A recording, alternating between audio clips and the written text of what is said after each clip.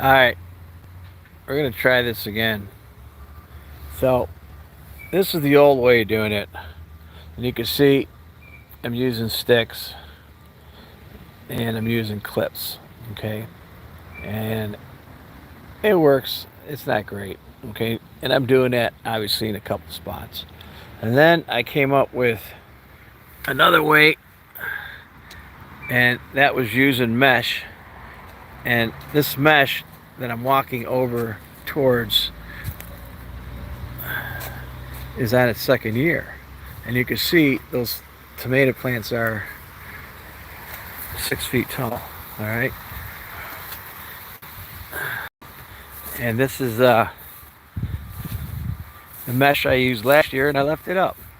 And you can see it's still good, other than the whitefly attack. You can see how that's what this looks up close up.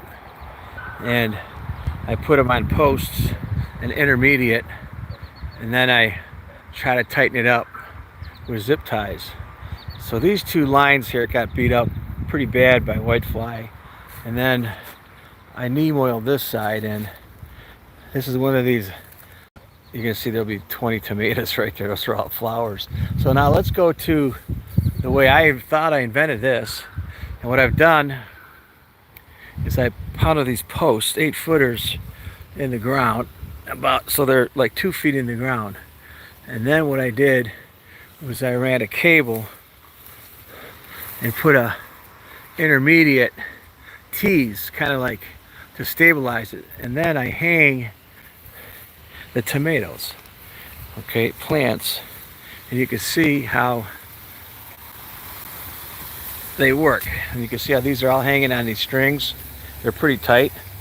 And then I use these clips to hold them up. So I'm going to go through here and fix this. And you can see how the tomatoes are getting heavy. So my idea is not all that great, but it does work. You can see how this is pulling down here. There's a lot of load on that. And it's not a lot of load on this side. So maybe next year we tighten it up. But it's kind of like a greenhouse method, except it's not. I don't like cages, they're a pain. So here you can see the damage from the whitefly, and then of course the curly leaf virus. And I'm going to be planting a couple more of these pools. I have 44 of these pools. That one's got choy, I just planted it. And I'm going to kill those. Those are cucumbers, and I got new ones that I harvest are growing over in one of those pools there. So I'm going to try to transplant that to this side. And then these are some pools that have been processed multiple times. I'm going to kill this one except for the 3 or 4 plants I have in here. These are horseradish, right? And then I'll probably kill all these weeds here. That is dandelion, and then we have beets. Okay, a lot of herbs going on here, lots of herbs. Marjoram, that's a toothache there, and I'm going to water that. Looks like it's not doing too good. These are all my herbs or medicines.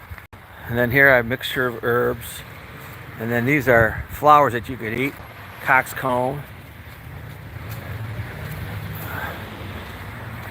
And then we have all types of herbs here. St. John's wort.